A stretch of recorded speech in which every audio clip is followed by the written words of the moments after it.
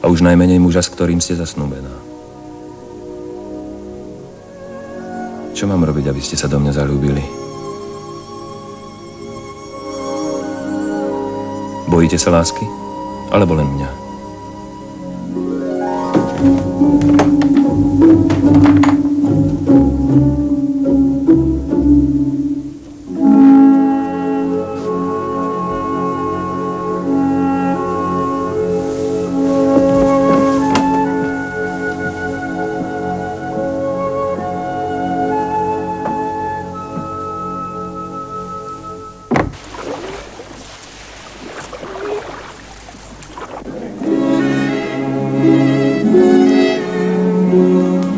Časť pobrežia používajú pašeráci asi najviac. Prečo ju nestrážite? Je tu veľa neobývaných úsekov, všetky sa nedajú striehnúť. A vo Francúzsku stavajú stále rýchlejšie lode. Aké lode? S rýchlosťou 9 uzlov, takže nás predbehnú. Aj colníkov.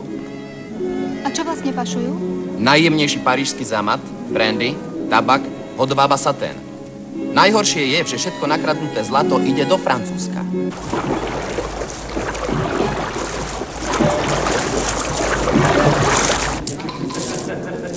Čert vás ber v hútu. Harriet, dúfam, že to urobí. Ja zoberiem a tam, kde ste aj vy. To si odskáčete. Znovu ma vyzývate? Do nekonečna. 50 guineí. Celých 100. Ste diablica.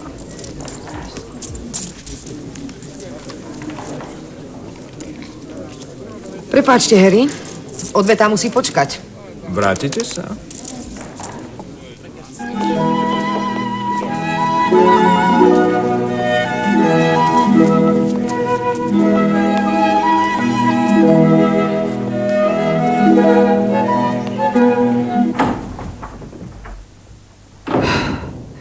Ale veď mali prísť až o 4 dní. Mohla som to tušiť. Kde sú tie peniaze? Dá sa mi akýsi príľahký. Daj to sem. Už ste z neho niečo brali? Pár guineí sem, pár guineí tam. Myslela som, že ich zasa vyhrám. Čo budete robiť? Nemôžete tým vagabundom ponúknuť prázdny mešec. Čuž ty, hlupania. Daj mi paličku. Vrátim sa skoro.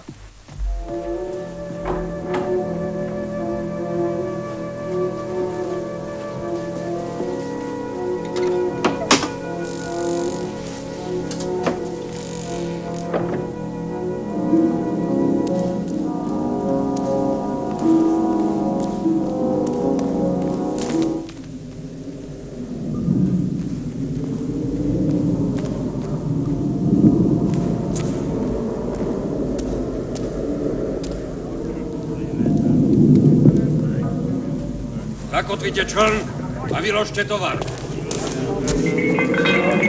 Zbláznili ste sa? Prídete si za mesačnej noci? Keď sme odchádzali z Calais, bola tma ako v rohu. Dajte zoznam.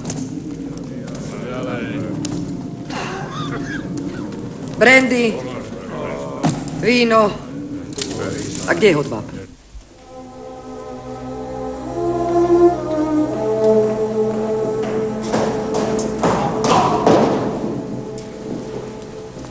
Zavolajte mi lorda Valkena. Áno, pane, hneď to bude.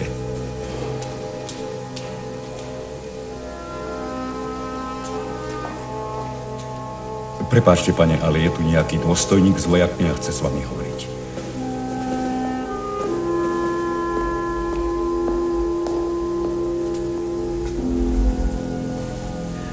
Drahá slečná, aká ste dnes pôvabná. Dúfam, že sa dobre zabávate. Upozornite moju matku, že je tu pobrežná hliadka. Choďte za ňou tajnými dverami v stene. Prekvapili ste ma. Čakala som vás až na budúci týždeň. Tento či budúci to je fúk. Chcete nás vycicať. Zasa budete tvrdiť, že nemáte zlato. Dostanete svoje zlato. 5 guineí na jedného chlapa. Ale nebude to hneď teraz, ale neskôr. Ticho, vy špinavá, nevďačná banda. Kto zaplatil za vaše člny? Kto zabezpečil styky? Kde by ste asi boli, keby nebolo mňa? Predsa tam, kde by platili. Chlapi! Milosť páni, s nami ste nikdy nevybabrali. Naozaj sme prišli o 4 dní skôr.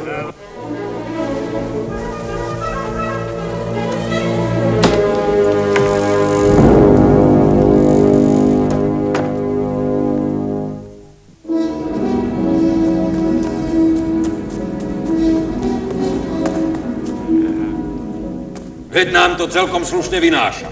Nepokazme si to. Dnes si vezmeme 2 guinei a zvyšok na budúci týždeň. Nič iné nám nezostáva. Tak dobre. Pre mňa to nie je tak dobre. Ja chcem svoje zlato hneď. Daj preč tú labu. A nepriblíži sa ku mne. Zapáchaš ako dobytok. Chlapi, čo vy na to? Nepočúvajte ho, všetko pokazí. Dohodnime sa. Pobrežná hliadka. Hore je veľa vojakov. Rýchlo, rýchlo preč. Kým nedostanem 5 guinei, neodídem. Vidíš, ty blázon, viac nemám. Chlapi, tak si vezmime ten náhrdelník.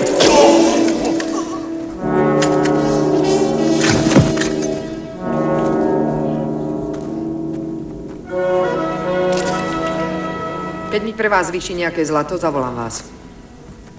Tohoto si zoberte so sebou. Spamätaj sa, dievča. Čo si ešte nikdy nevidela prebodnutú divú svinu? Poď. Ideme medzi hostí. Poďme.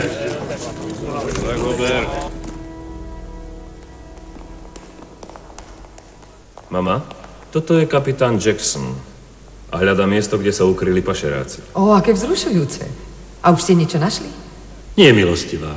Ale máme správu, že tu niekde videli podozrivé člny. Chceli by sme prehľadať vaše pobrežie. Ale iste. A nechceli by ste si prezrieť aj mojich hostí? Sú to sami vyberaní džentlmeni. To nie je potrebné, my lady. Prečešeme iba pobrežie. Ak nejakých chytíte, chcem ich vidieť prvá. Počula som, že naháňajú veľký strach. Po dotyku s chladnou oceľou už nie sú takí hrôzostrašní. Asi máte pravdu. Porúčam sa. Vojaci, pozor! Čelom zad, pochodom, chod! Drahá, počul som už o mnohých spôsoboch, ako vyviaznuť z nepríjemnej situácie, ale vy to preháňate. To, že som prerušila hru, nejako nesúvisí s touto vojenskou návštevou. Vy ste si pamätáte, že som odišla skôr, než prišli. Máte pravdu. Ale zdá sa mi, že hodvábne šaty, čo tak šarmantne nosí to chutné dievčatko, a tak sa mi vidí, že je veľmi rozrušená. Teda, že tento fajnový hodváb môže byť iba z Paríža. A toto takisto. Nedotýkajte sa ma. Ste nepríjemní. Bože chráň, Harriet, veď ma poznáte. Som úplne neškodný. Nie, len si jednoducho dávam dokopy určité súvislosti. Ale čo? Ale príliš ma to nezaujíma. Zrejme by som na to rýchlo zabudol, keby som mohol ako motýl pristáť na tom hodvábnom stvorení, ktoré stojí práve za nami. Milostivá pani, som unavená, prosím, ospravedlňte ma. Môžeš ísť. Harriet, drahá, mám pre vás istý návrh.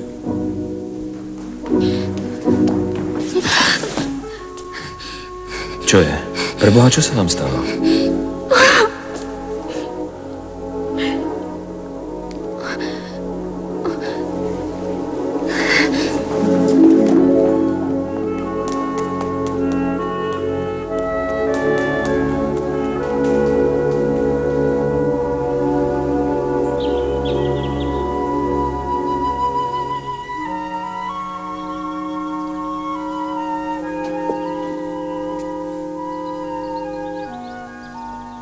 Poď, Warrior, ideme.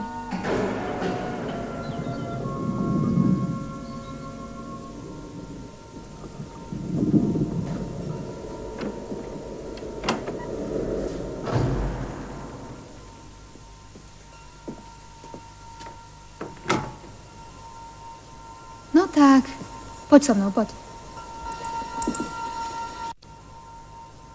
No tak, poď so mnou, poď.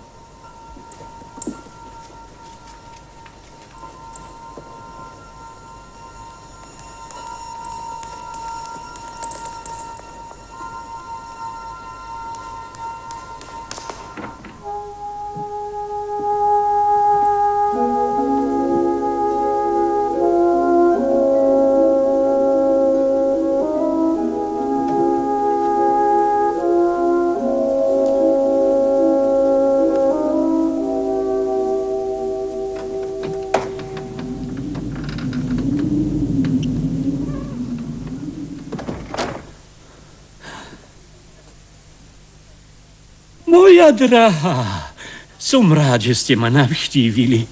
Videl som vás hneď prvý večer z tej izby, čo je vo veži.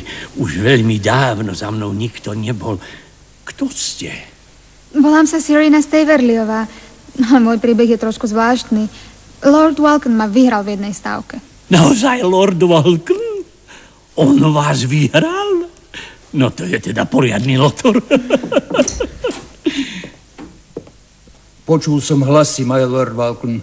To je v poriadku, Stanton. Máme šarmantnú návštevu. Dones čaj pre dobrých priateľov. Áno, my Lord. Chudák Stanton. Určite je veľmi prekvapený. Myslí si, že ste sem prileteli. Oslovil vás Lord Walken. Ale to by znamenalo, že Justin nie je lord. Alebo že vy ste... Nie. Ja som mŕtvý. Áno, je to stará história. Extravagantná mladá žena zrujnuje vážneho vedecky založeného manžela. Nož Harriet naozaj zničila celú moju rodinu svojimi hazardérskými sklonmi. Ale mali sme veľký majetok, ktorý mal zdediť môj syn Justin po mojej smrti. Tak sme počkali, kým odíde na cestu po Európe. A ja som akože umrel. On sa stal lordom Falkenom, bohatým človekom. Rodina bola zachránená. A ja som sa utiahol sem. To je strašné. Pre chudáka Justina, pre mňa nie. Viete, ja som sa odjak živa rád venoval vede. Mne to vyhovuje, lebo môžem dokončiť svoje dielo Dejiny Mandrake'u. Od úplných začiatkov až po súčasnosť. A prečo chudák Justin? Môj syn je jeden z najčestnejších ľudí, akých poznám. Keď sa dozvedel, čo sa stalo, bol ako šialený.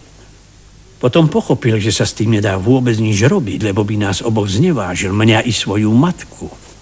Zmieril sa s tým, ale zmenil sa. Býval to taký usmiatý, otvorený, veselý mladík a stal sa z neho skeptik, cynik. Je ako zamknuté dvere. Pohrdaj tým, že žije. Zamknuté dvere? Moja drahá, nerozprával by som vám to všetko. Ale už aj tak ste odkryli podstatnú časť tajomstva a navyše neodolal som peknej tváričke. Uvedomujete si, že som teraz celkom vo vašich rukách?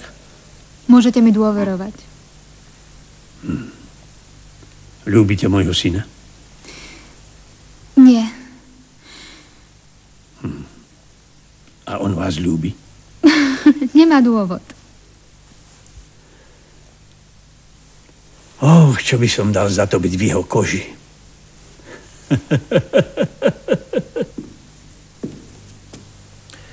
Nevadí mi, že si občas posadíš pri brandy. To robí každý. Naozaj len príležitostne. Prestaň ma už klamať. Viem všetko. Zaplietla si sa do trápnej pašeráckej aféry. Zveličuješ ako vždy. Bol som k tebe veľmi zhovievavý. Protivili sa mi hazardné hry. Napriek tomu som dovolil, aby ma považovali za zlomyselného hráča, hoci som vždy vsadil na svoje šťastie len proti tomu, kto ma oň chcel obrať. Tie peniaze boli určené na zveladenie Mandrake'u. Vedel som, že z nich niečo utratiť, ale... Zanedbateľnú sumu. Ani to mi veľmi nevadilo. Ale teraz som prišiel na to, že si peniaze potrebovala na finančné machinácie, na pašované zásielky z Francúzska.